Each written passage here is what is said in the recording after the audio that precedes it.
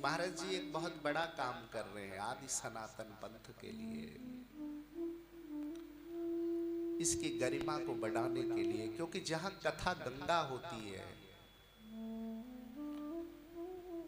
वहां पर सब तीर्थ आ जाते हैं। जहां संत तप करते हैं वहां पर सब तीर्थों का वास होता है। और मेरे भाई बहन, आप देखेंगे कि दुनिया में जब फिल्म लगती है तो बड़ी भीड़ होती है। आपने अक्सर देखा होगा, दूर दूर से लोग जाते हैं। जिन बूढ़ों से चला नहीं जाता वो भी गाड़ियां कर करके फिल्म देखने दौड़ते हैं। या इलेक्शन हो जाए तो भी दौड़ेंगे, सड़कों पर बैठे रहेंगे। तब कोई दर्द नहीं होता, कोई काम नहीं होता। लेकिन जब सत्संग हो, भगवान की कथा हो, तो आपने नित्य देखा होगा कि भीड़ कम होती है। और जैसे जैसे सत्संग पुराना होता है तो भीड़ बढ़ती चली जाती है। और दुनिया की फिल्म जैसे जैसे पुरानी होती है तो भीड़ कम होती है। और भगवान की फिल्म जैसे जैसे बढ़ती है, जितनी पुरानी होती है उतनी भीड़ ज्यादा लगती है। और कथा वही सुन सकता है जिसने बहुत पुण्य किए हो। नहीं तो व्यक्ति पंडाल में भी आ जाएगा, यहाँ भी पड़ोसी से बातें कर लेगा, या अड्डा लगा के सो जाएगा, या मन में कुछ न कुछ सोच रहा होगा, कोई ईर्खा, कोई द्वेष, कोई बिजनेस की बातें, कोई व्यापार की बातें, तब भी मन कथा में नहीं लगेगा।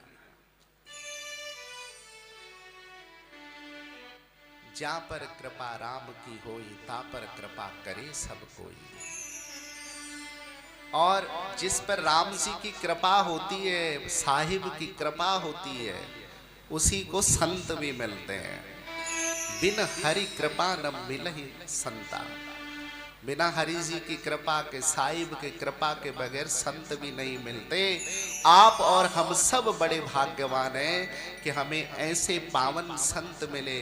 सदगुरु रामधनी साहिब जी महाराज, सदगुरु कमल सागर जी महाराज जैसे संत हम सब के बीच विचरण कर रहे हैं। हम अपनी आंखों से उन्हें देख रहे हैं। आने वाले कलयुग में संत देखने को नहीं मिलेंगे, लेकिन संतों की वाणी, ये चरित्र, ये कथा उसको आगे बढ़ाएगी, प्रेरणा करेगी। इसलिए मेरे भाई बहन, कथा पुण्य से मिलती है। भाग्योदयेन बहुजन्म समर्जितेन सत्संगमं च लभते पुरुषौ यदा वै। बहुत बहुत जन्म जन्मांतर के पुण्य होते हैं, तब कभी महाराज की इस वाणी की कथा श्रवण करने को मिलती है। एक गंगा भगवान के श्री चरणों से निकली है, जिसमें स्नान करने के लिए शायद मौका मिले न मिले, शरीर जा पाए न जा पाए। और आजकल तो खर्चा भी बढ़ गया, क्या पता खर्च कर पाए न कर पाए। लेकिन एक कथा गंगा भगवान के मुख से निकली है। ये वाणी स्वयं आचार्य श्रोमणी साहिब गरीब जी ने लिखी है और उनके मुखार बिंदु से प्रकट हुई है। सतपुरुष बंदी छोड़ कबीर साहिब के मुख से वाणियां प्रकट हुई है।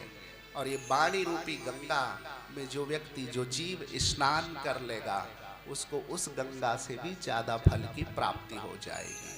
बोलो बंदी छोड़ भगवान की जय।